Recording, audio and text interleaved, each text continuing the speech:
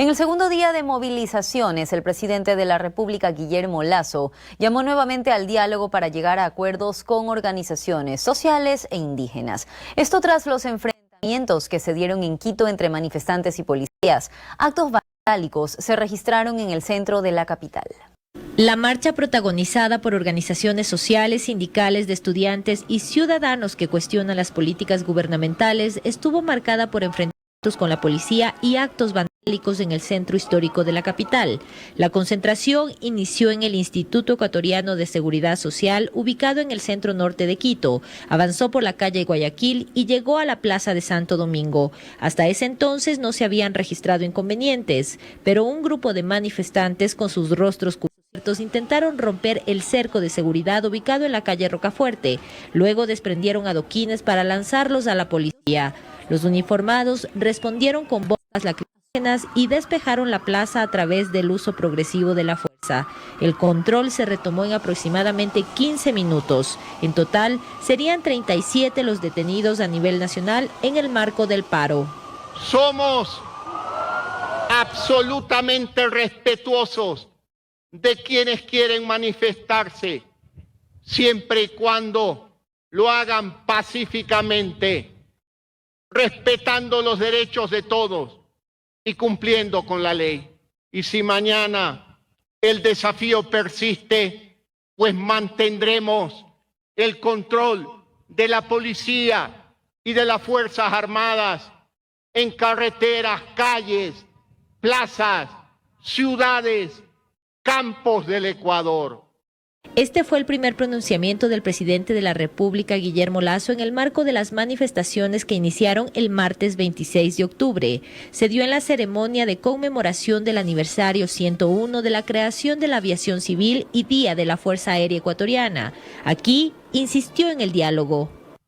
Es el momento de estar unidos. Hago un llamado una vez más al diálogo, a los consensos, a pensar en el bien del país, no en intereses personales, partidistas o gremiales. Por otro lado, los líderes del movimiento indígena, tras una reunión con sus bases y la evaluación del primer día de protestas, decidieron continuar en resistencia. Vamos a continuar al segundo día de la movilización y resistencia a nivel nacional, ejerciendo el derecho a la resistencia consagrado en la Constitución en el artículo 98. Así que convocamos a todos nuestros pueblos y nacionalidades para continuar a este segundo día. El cierre de carreteras y manifestaciones en las calles buscan la reducción del precio de los combustibles, además de la revisión de las políticas económicas del gobierno. Pero hay otras exigencias. Exigir al gobierno nacional de manera inmediata la libertad de todos los compañeros detenidos por la fuerza pública de manera arbitraria, injusta y violenta, que en muchos de los lugares se dieron, en este caso, eventos pacíficos. Este miércoles se han registrado cierres de carreteras en el norte de Quito, a la altura del peaje de Oyacoto, en la avenida Manuel Córdoba Galarza y en la vía Intervalles. A pesar del último incremento en el valor de la gasolina y el diésel, los precios del combustible en el país continúan siendo bajos en la región.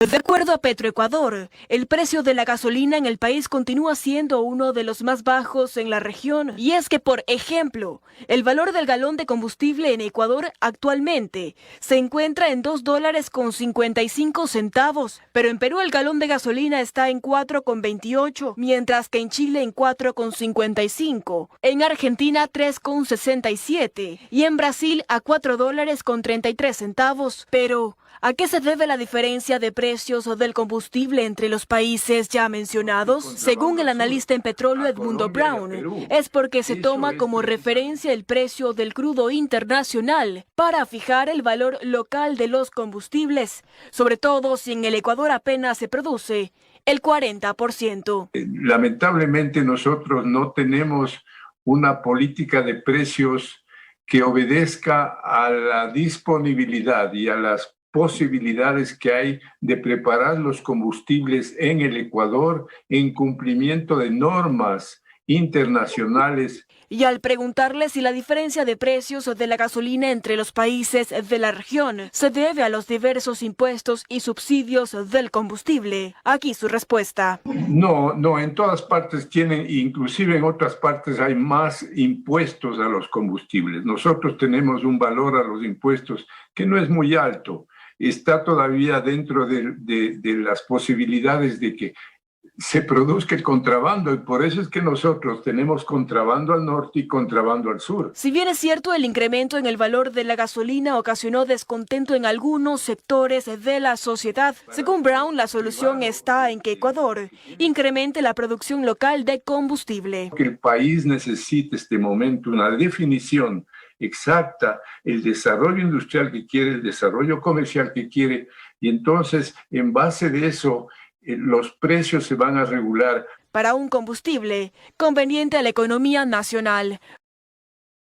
En otro tema, los transportistas urbanos del Guayas llegaron este miércoles hasta la alcaldía de la ciudad para solicitar una audiencia con la alcaldesa Cynthia Viteri y así poder revisar las tarifas del transporte urbano. El gremio plantea el incremento de los pasajes como solución a los altos costos operativos de las unidades. No es la primera vez que los transportistas urbanos del Guayas plantean la revisión de la tarifa de los pasajes como solución a la crisis económica del gremio, pero esta vez el planteamiento es más firme. Por eso la dirigencia de la transportación urbana llegó esta mañana hasta el municipio de Guayaquil para pedir una audiencia con la alcaldesa de la ciudad. Tener esa audiencia con nuestra señora alcaldesa para establecer los mecanismos y presentación de la realidad del gasto operativo del transporte público y mantenernos, como lo hemos hecho siempre. El transporte público está todos los días del año y nos hemos mantenido a pesar de una pandemia que nos ha reducido. El gremio afronta una reducción del 50% de ingreso de pasajeros a causa de la pandemia, además del aumento del precio de los combustibles. Por eso, para el presidente de FETUC, Cristian Sarmiento, el incremento de los pasajes es la única salida viable a los problemas del gremio. La única solución que alivie o un alivio a la situación del transportista es una tarifa. Hemos pronunciado y tenemos el respaldo de todos los ciudadanos. Y que están abiertos al diálogo, dice, pero que si su requerimiento no es tomado en cuenta, no descartan la suspensión del servicio. Si no aceptan ningún diálogo o incremento de la tarifa, indudablemente serán los responsables de que el transporte público de pasajeros no esté en condiciones de seguir trabajando. Por su parte, la alcaldesa Cynthia Viteri aseguró esta mañana que en Guayaquil no se subirán los pasajes de transporte público, pero no descartó analizar otras opciones. Al subir la gasolina, ahora el ministro respectivo le está diciendo a los GAT que les pase al bolsillo de la gente el costo de la gasolina.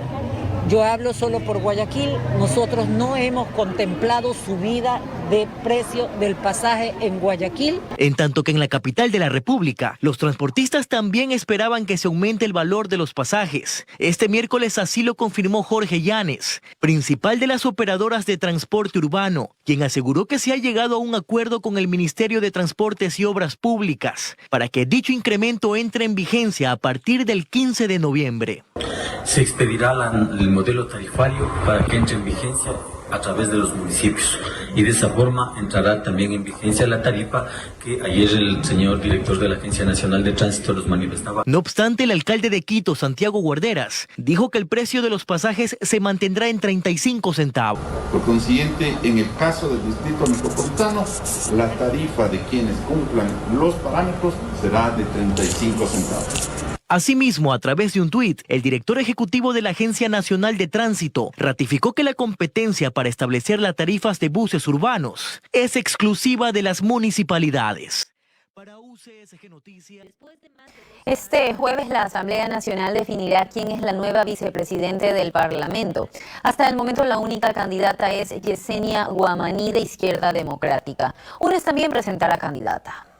Tras la destitución de Bella Jiménez, que ocupaba la segunda vicepresidencia de la Asamblea Nacional, ese lugar quedó vacante. Después de más de 2 semanas, la presidenta de la Asamblea Nacional ha convocado para este jueves 28 de octubre la sesión del Pleno para designar a la tercera autoridad del Legislativo. Hasta el momento se conoce el nombre de una sola candidata, Yesenia Guamaní, de la Izquierda Democrática.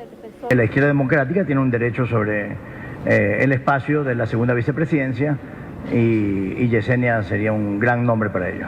En el inicio de este periodo legislativo se dio un acuerdo entre Pachacutic, Izquierda Democrática, Creo e Independientes para designar a las autoridades de la Asamblea Nacional. Lo que está en entredicho ahora es si se respetará la candidatura propuesta por la ID. Lo que vamos a respetar es lo que establezca la bancada Izquierda Democrática. Ellos son quienes tienen en estos momentos la batuta para poder definir quién sería específicamente la persona que debería asumir. En este caso se ha mantenido y nos han informado que se mantiene en Yesenia Guamaní, por lo tanto nuestro respaldo sería para ella. En Pachacutic nada está dicho. Hay una división de posturas que ya se ha evidenciado en las votaciones en el Pleno y este tema no es la excepción.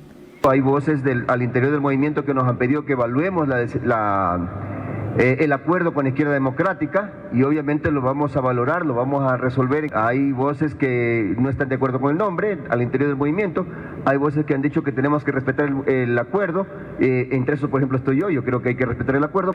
Sabemos que hay otras aspiraciones también, si Izquierda Democrática plantea ese nombre, pues habrá que analizarlo, nosotros estamos en ese afán también. El movimiento correísta UNES insiste en que la segunda vicepresidencia les corresponde, por lo que mocionarán candidata propia. Nosotros somos 47 votos dentro de la Asamblea Nacional. Siempre nos correspondió liderar, ¿no es cierto?, o poder optar a la presidencia de la Asamblea Nacional y desde mi punto de vista nosotros tenemos una cantidad de compañeras que pudieran muy bien representar en la segunda vicepresidencia de la Asamblea Nacional. Se necesitan 70 votos para ocupar la segunda vicepresidencia de la Asamblea Nacional. Izquierda Democrática, Creo e Independientes alcanzarían 50 votos. Se requiere de las 25 voluntades de Pachacutic para lograr el lugar en el Consejo de Administración Legislativa. Para UCSG Noticias,